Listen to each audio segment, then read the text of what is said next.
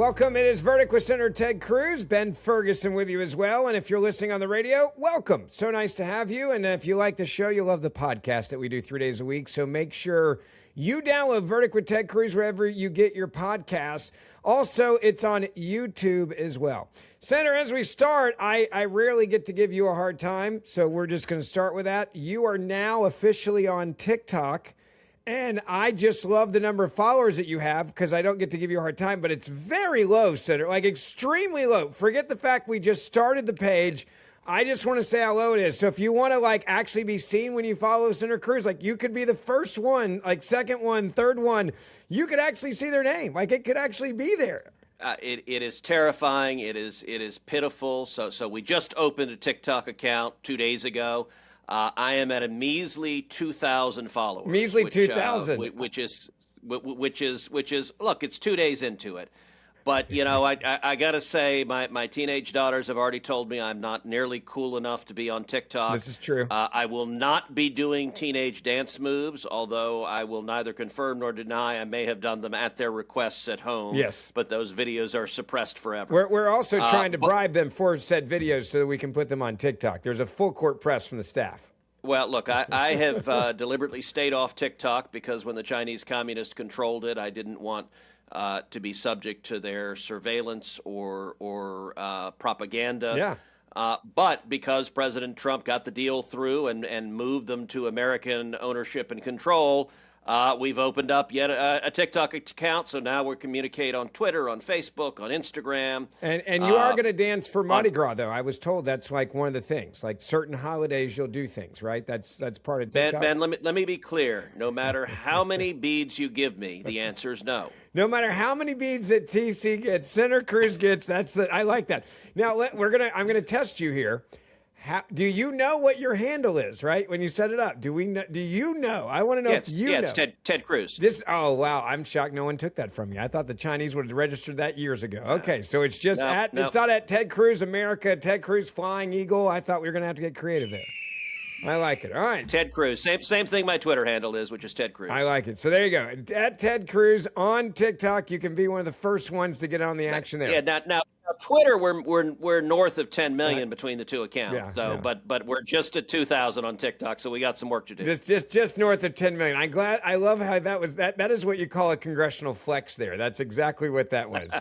Yeah, I promised the family that was your rebuttal at home as well when they said you weren't cool enough for TikTok. I love it. So follow him there. Yeah. Welcome to the crazy world of TikTok, and you can make him go forward and backwards with the boomerang thing. There's lots of things. It's going to be exciting to see what's out there. I can tell you're excited about that aspect of it. All right, we got a lot to talk about. I may be doing every TikTok with a cat filter on, although I think that's 7 generations ago. Yeah, that's very true. So we got a lot to talk about on today's show. What are we gonna be? There's some big news. So let's go through what we're going to talk about today.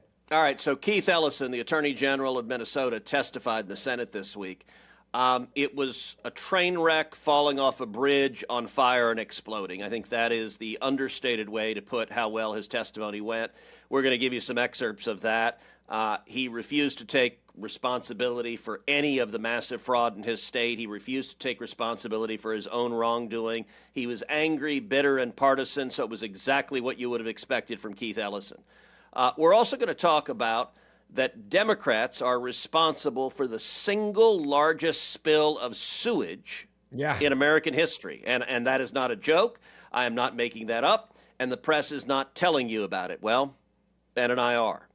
And finally, we're going to talk about the Save America Act, where it is, what the Senate needs to do to pass it, how we protect integrity in our elections. All of those are in today's pod and today's show. Yeah, it's going to be a good one. So make sure you download Verdict with Ted Cruz, also wherever you get your podcast. And you can also watch, as I mentioned earlier, on YouTube and even some of the shorts on TikTok as well. All right, so let's start with Ellison testifying and really failed to take accountability for Minnesota and the fraud there. It is not surprising that he wanted to deflect in a major way. That's what he's decided to do, obviously, Senator. And I get the strategy, but it didn't really work out for him when he had to answer real questions. You can only dodge so much. Yeah, it did not work out at all. We're going to start with Josh Hawley, my colleague, who questioned Keith Ellison, did a very good job. Ellison was battling and dodging the whole time. But this was fiery, to put it mildly. Give a listen. Try another question. Are you familiar with the $9 billion in historic fraud out of your state, including the $250 million in the Feeding Our Future program alone? You familiar with that? Don't turn to the pages in your book to get your potted answers. Are you familiar with it? Yes or no? Yes, I am familiar with it. Very familiar, aren't you? Because the people who ran the Feeding Our Futures program came to you in your official office in the state capitol December 11th, 2021, and asked for your help in getting investigators off their backs. They complained to you for upwards of an hour about state investigators going after them, and they begged you to help them, and you agreed to it, amazingly. And we know you did. That's not because true. It's all caught on tape. Yeah, Every single sentence is caught on tape. Here's what you said. Let's take a look. You said, it's not a question. You said to them, send me the names of all these folks who are investigating them. You said to them, send me their names. And I'll take that list, and I'll call the person over at Education who's investigating them and say, what's going on? Why am I getting these complaints? Then he went on to say, I already have my team working on this. What day should we get together to discuss it again? You made pledge after pledge to them. You said, we've got to make sure this guy who's investigating them stops it. You said, you have my attention. I'm concerned about this. You said, let's go fight these people, meaning the people who are investigating the fraud. Why'd you do it? Why'd you help them? Are you going to let me answer? Please. We're all ears. So, first of all, you're cherry-picking quotes out of there. Why did you help them? I thought you were going to let me answer. Why did you help them? Are you going to let me answer? Why did you help You them? let me answer, and I'll answer you. Tell the truth, and I'll let you answer. I will tell the truth. Good. Let's do that. That'd be a nice change. Why'd you help them? Now, see, Mr. Chairman, I didn't come here to be insulted. I came here voluntarily. You came here for the truth. Let's have it. Why did you help them? The quotes are here. They're in black and white, and every member of this audience can listen to the recording. It's 54 minutes long. It's all in public. You can Google it right now and listen to it. And listen to it all. Why'd you help them? First of all, I didn't help them. You did help them. No, I did not. I certainly didn't. You're saying you didn't do anything for them. You didn't. Well, wait a minute. I already have my team working on this again. That's not you? I have my team assisted with the information that led to the prosecution and conviction of these people. No, you didn't. You didn't lift a finger to prosecute them. No, you did not. No, you didn't because lift a finger to prosecute federal prosecution. You had, BS. You had whistleblowers come to you as early as 2019. You're the one talking BS. Hey, listen, it's my time. Doesn't know what you're talking about, sir. No, sir. You now have encountered the truth and you don't like it. Why'd you take their money? Senator, you're a movie guy. Let's see how good you are. What's the movie where you can't handle the truth? Yes. Okay. Ben, you and I have been doing this too long. Yeah. It is I the knew greatest when you were grinning, missed that's what you were opportunity. It is the greatest missed opportunity in the history of Senate hearings that Keith Ellison didn't say. You want the truth. You can't handle the truth. Like, as soon as I was like, come on. Oh, yeah. I mean, it was screaming for him to say it. Yeah. But listen, the reality is Keith Ellison doesn't want anything resembling the truth. No. Josh is right. That entire conversation is on tape, and it is the criminals coming to the Attorney General saying, would you stop the people who are investigating us to find our crimes? And the Attorney General, this left-wing Democrat who was getting elected by these criminals, said, sure, I'll help you. It's all on tape. It really was shocking, I think, to see how defiant the AG was in this hearing. Like, he didn't care at all. Not one bit. He's brazen. He says, don't believe your lying eyes. And the facts don't matter to him. And we just played Josh Hawley's question, why'd you take the money? Let's listen to that question and what the facts are. And spoiler alert, Ellison's just going to lie. Give a listen. Why'd you take their money? Why'd you take their money?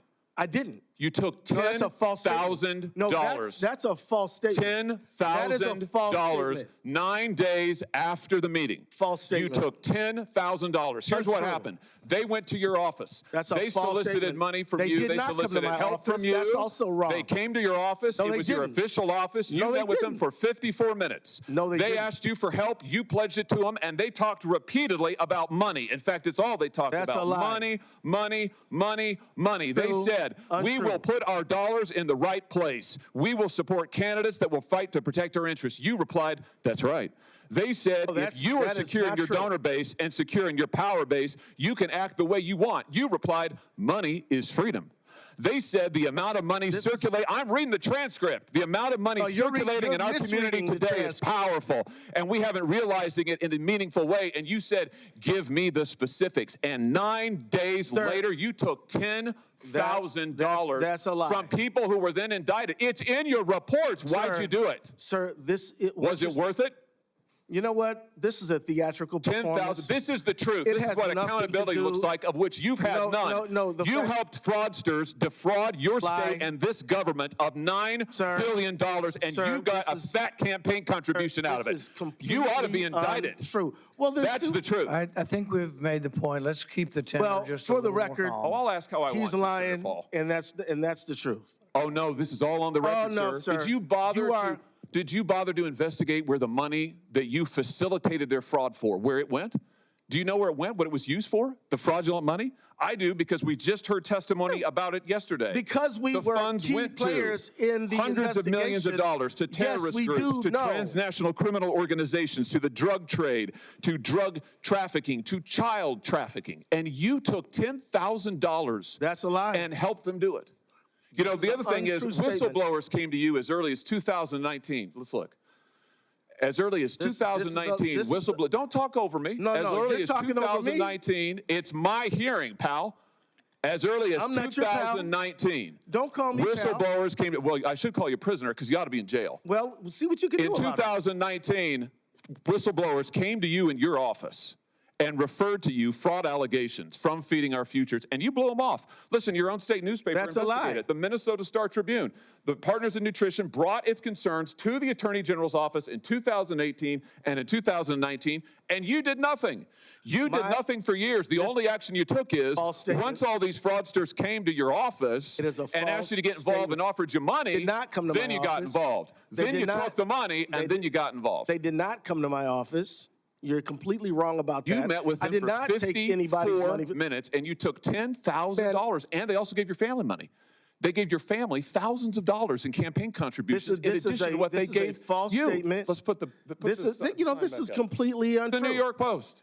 Yeah, we know the New York Post. Minnesota Keith Ellison, AG, accepted campaign donations from individuals linked to the $250 million COVID fraud scheme after they were in your office. The donations came on December 20th. Sir, you met with them on December the 11th, and on January 20th, the FBI knocked over their headquarters. No. That's the sequence of events here. No, it's not. You've been right at the center of this fraud thing from the beginning, and you've enabled it. And, sir, you should resign. And, sir, you should resign. I was thinking the same thing about you. You should resign. I mean, you look at this hearing, and he's like, good luck with that, basically putting me in jail. He does seem incredibly arrogant and cocky for a guy that's being accused of all these things. But I guess they've just been conditioned, right? Like, who cares? Yeah. He's never been called to account. And his response is just to lie. Say, that's a lie, that's a lie, that's a lie. By the way, he doesn't have any facts to the contrary. And when Josh lays out the receipts that he actually received the contributions, received them 9 days after meeting with the fraudsters and promising to help them, he has no response other than scream, liar, liar, liar.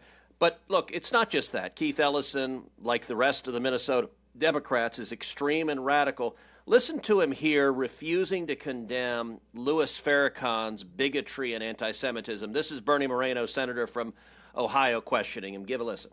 I speak against anti-Semitism. I condemn it as repugnant and wrong. Let's pause there. You speak against anti-Semitism. Will you condemn Louis Farrakhan's comments saying that Judaism is a dirty religion?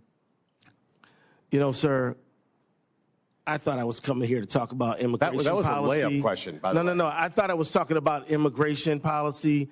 I didn't know that we were going to be talking about all these matters. I mean, I'm reluctant to just sort of. I mean, we already had one thing where we didn't mention immigration policy at all.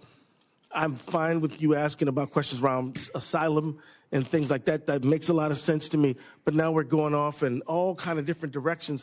I think there should be some scope to this hearing. And so thank you for your interest, and we both share a need to condemn anti-Semitism. Senator, I love how it's almost like he's trying to steal a line from Donald Trump there, like, thank you for your attention to this matter. You can't make it up.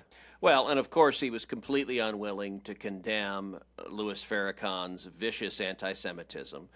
Keith Ellison is Muslim, Louis Farrakhan is Muslim, and they both have reveled in bigotry. Look, a related, he said he was willing to talk about immigration. Yeah. Well, when it comes to the anti-ICE protesters in Minnesota, you remember the ones that burst into the church service and disturbed the Christian church? Keith Ellison did an interview about that where he said, quote, "I think that protest is fundamental to American society. You know, it's freedom of expression. People have a right to lift up their voices and make their peace, and none of us are immune to the voice of the public." And then he says, they're getting tender about a church service now. Wow. So he is, of course, siding with the anti-ICE protesters who are disrupting a church service, which, by the way, is a violation of federal law, the Federal FACE Act. And his statement, they're getting tender about a church service, that's just how intolerant he is. With the Attorney General of Minnesota, Ellison, having to answer questions about his corruption and state corruption as well, Senator, it really is nice to see this be all brought to light. Yeah, this is left-wing Democrat Keith Ellison, the Attorney General of Minnesota, who was complicit in the fraud, complicit in the cover-up. The fraudsters actually came to him and asked for his help in stopping the investigations. He helped them, and then he took campaign contributions from them. And then he went before the Senate and lied about it. Just a minute ago, he refused to condemn Louis Farrakhan's bigotry and anti-Semitism, and instead he said, can we talk about immigration policy? Yeah. Well, that wasn't the best idea either. Bernie Moreno did ask him about immigration policy, and it didn't go so well. Give a listen.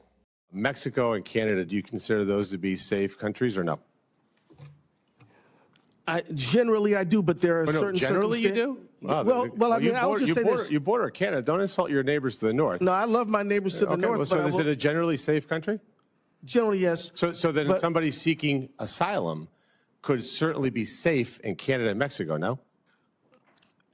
Now, so like if somebody, we do know that in Mexico, which is another country I truly admire and think is a wonderful country, but there have been cases of persecution, people who have legitimate fear. People aren't safe in Mexico? Refugees cannot be safe in Mexico? Some might not be. And I think, and what I'm saying, maybe Senator, we shouldn't have a free trade agreement with them then.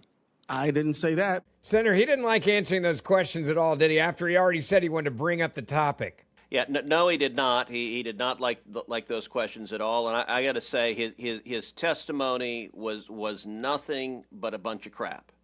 Now, that actually happens to be highly relevant because our next story is really an amazing story that deals with Democrats and a bunch of crap. Yeah. Democrats in Washington, D.C. and Virginia and Maryland are responsible for the largest sewage spill in American history. I want to read a headline to you. The failure in a section of a 72-inch sewer pipe in Maryland has released close to 1 billion, that's with a B, 1 billion gallons of raw sewage into the Potomac River just inside the Beltway. It's now considered the largest spill of wastewater in U.S. history. Maryland and Virginia Democrats haven't said a word. Nothing. They don't want you to know about it. They don't want you to know that this is like a massive oil spill, except it's raw sewage in the Potomac River. It is going to have an impact on like everything there, including the fish and the crabs, and the whole list goes on and on. And usually the left is like the scream and yell and show up for the wildlife and PETA and all of that when you have things happen that they don't like. But on this one, they're like, let's just be quiet and act like it's not happening. And 1 billion gallons is going in of sewage is going into the Potomac, right? Like we just won't cover it. We won't talk about it. 1 billion gallons of human waste, of human excrement, was dumped into the Potomac River. And Democrats, look, Democrats' answer to everything is government. We want government in charge. We want government in charge. And the dirty little secret, whether it's Minnesota or whether it's Maryland and D.C., is Democrats are really, really bad at government. Yeah, especially when they're in charge. Look at Mondani in New York. In like 2 weeks, he's like, can't figure out how to get trash or melt ice or deal with the rat problem. Like, that's what's happened in a few weeks. And by the way, D.C. for the last 2 weeks has been buried in snow. They can't figure out how to shovel the sidewalks. I mean, they're completely confused.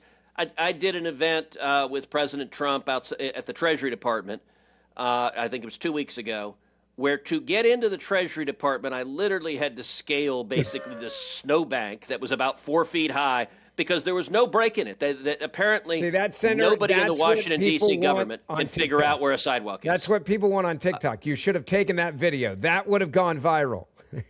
And my press secretary was in 4-inch spike high heels, and she managed to scale that icy snowbank. I thought she was going to break her neck, and the problem is she would have sued D.C., and D.C.'s judgment proof. They have no money because they're run by Democrats.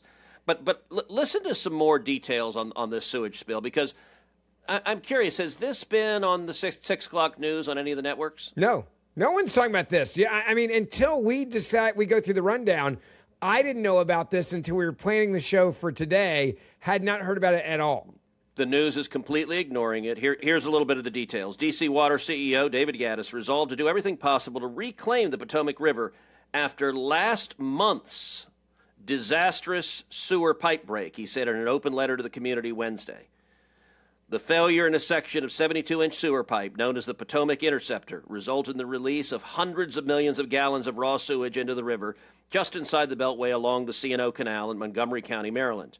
It's considered the largest spill of wastewater in U.S. history. Quote, the Potomac River is a shared natural treasure, and in any event that threatens its health understandably causes concern, frustration, and a sense of loss. Those feelings are not only valid, they are also shared by all of us at D.C. Water, Gaddis said in the letter, not mentioning that's why Democrats are dropping 1 billion gallons of crap into the water that you care about. The letter went on to explain that on January 19th, Cruz noticed unusual activity in security cameras monitoring an odor control facility along the C&O Canal. I would imagine that would cause some unusual activity. 1 billion gallons should, if you can't smell that, you got a problem. Upon inspection, the crews discovered the break. In the days since the discovery, D.C. Water personnel and contractors worked to, quote, contain the overflow, protect public safety, and begin repairs. A bypass system was constructed to pump waste around the damaged area of the pipe and reinsert it into a section of the structure downstream. Complicating the repairs was the discovery last week of a large rock dam blocking a significant section of the pipe about 30 feet south of the break. D.C. Water is waiting for 5 large-capacity pumps to arrive from, where do you think they're coming from? Let me guess, Texas? And Florida. Oh, Texas and Florida. Just want to be clear, we have 2 conservative states that are going to save the liberals from their own, feces. Got it. Okay, I like that. They're sending large pumps to pump liberal feces. The 1 billion gallons of crap that the Democrats have dumped into the water. Yeah.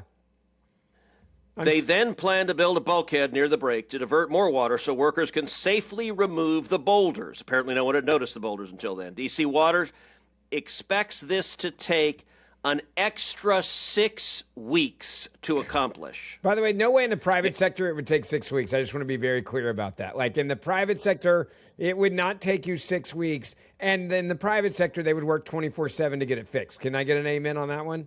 They would, but fortunately the government is in charge, so it's cheap and efficient. Give it a listen. Yeah. Gaddis noted that D.C. Water will be dedicating resources not only to the repairs, but also to an environmental restoration program to mitigate the damage that's already been done.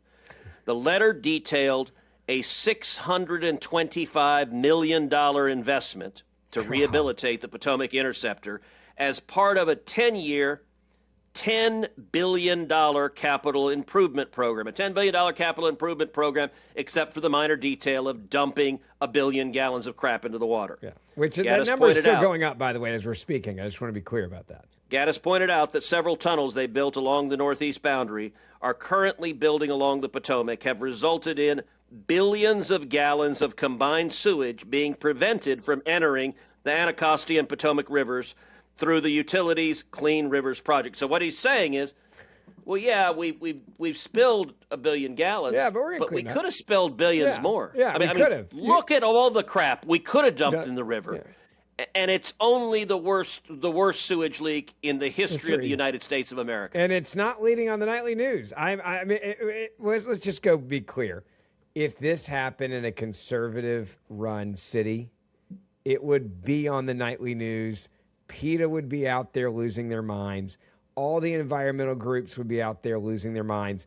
It would be on the front page of the newspapers nationally if it was a conservative place where the largest sewer spill in history had happened. but because it's Democrats, yes, no one knows what's going on, and probably unless you're listening to this show.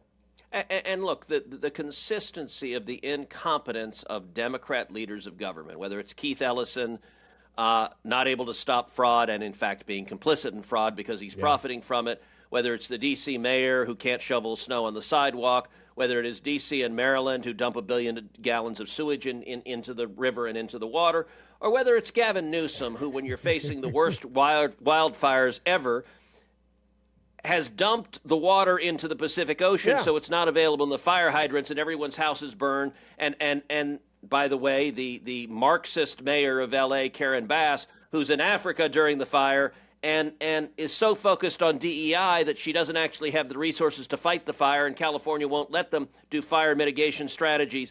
All of this, there's a thread throughout it all, and it is incompetence and people paying the price. Senator, let's talk about a big piece of legislation that a lot of people are very focused on this country. A lot of voters voted on this issue specifically, and it deals with the Save America Act and what has happened this week. Let's give an update to that. Well, the House of Representatives passed the Save America Act, passed it with only one Democrat vote. Every Democrat but one voted against it. The Save America Act requires proof of U.S. citizenship to register to vote, and it requires a photo ID to vote. It's a very simple, straightforward, common sense bill.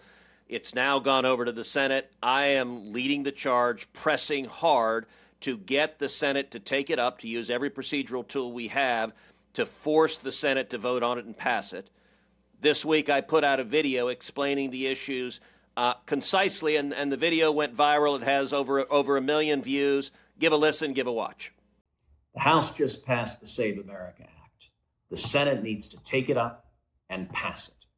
I'm an original sponsor of the Save America Act. This is common sense legislation. This is legislation that requires proof that you're an American citizen in order to register to vote, and it requires a photo ID to go in and vote. Texas already requires a photo ID. It's an easy, common sense step to avoid voter fraud. The vast majority of Americans support photo ID, and yet Senate Democrats are doing everything they can to block it because they want more voter fraud. How do we take it up and pass it in the Senate? What I am urging my colleagues is that we should use every procedural tool we have to defeat a Democrat filibuster, and in particular, we should nuke what's called the zombie filibuster. Under the Senate rules, everyone has a right to filibuster, to talk as long as they want. We should require them to talk as long as they can.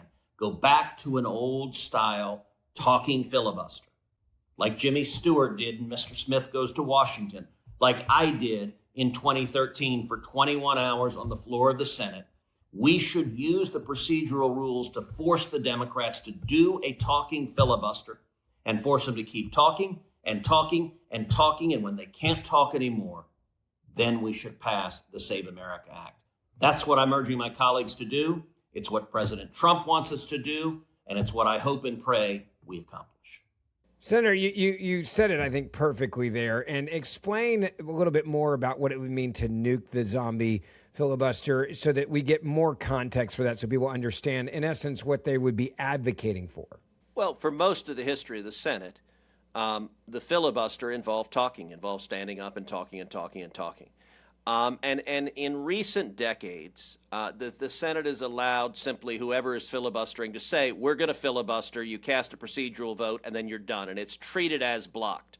But we don't have to do that. We can force them that there is what's called a two-speech rule in the Senate that limits every member of the Senate to 2 speeches on any legislative topic. And what I've been advocating, and Mike Lee has been advocating, and Rick Scott has been advocating, and Ron Johnson has been advocating, is that we force them to give the speeches, force them to talk, and when they're done talking, then you can vote on it. But the thing is, there's a price to that, because they can fight back, and in particular, they can do what's called suggest the absence of a quorum.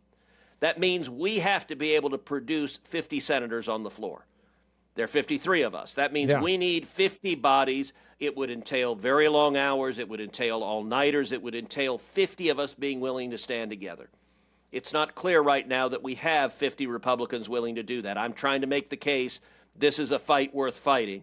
But it would be a massive and extended, this could extend days or even weeks. But I think we should be fighting with everything we got. I think this issue is important enough, it merits fighting. And so I'm trying to make that case to my colleagues. All right, let me ask you a question. If you nuke it the way that you described it, is it just for this one issue and then things go back to the regular order of business, how it works normal now? Or would that change it moving forward? Explain that. So this is different from nuking the filibuster. So nuking the filibuster, that phrase involves breaking the Senate rules to change the Senate rules. So what happens, and we saw, for example, the Democrats nuked the filibuster for cabinet appointees and judicial appointees. And the way they did it, the Senate rules made it clear in the terms of the Senate rules that a nomination required 60 votes to go forward to proceed to it.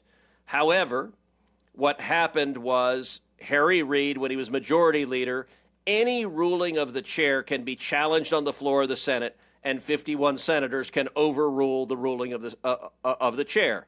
And so Harry Reid inquired of the chair, what is the rule, and was told the rule is 60 senators. And then he said, I appeal the ruling of the chair. And the Democrats all voted party line. And when they did that, that becomes a binding precedent. So they broke the rules of the Senate to change the rules of the Senate. It is still in the Senate rules that a filibuster can be used to stop legislation. And I will say we have used that, Republicans have used that to stop terrible legislation from the Democrats. I think that's it is valuable is the point that that people need to also understand. It's very valuable. If the Democrats had succeeded in nuking the filibuster when Joe Biden was president and when they had the House and Senate, they would have passed legislation, number one, striking down every photo ID law in the country and striking down every election integrity law in the country. Yeah, great Number point. two, making D.C. and Puerto Rico both states and electing 4 new Democrat senators. Number three, making every illegal alien in America a U.S. citizen and giving them immediate voting rights, which would have, among other things, turned Texas bright blue instantaneously. And number four, they would have packed the U.S. Supreme Court and added 4 left-wing justices immediately to it.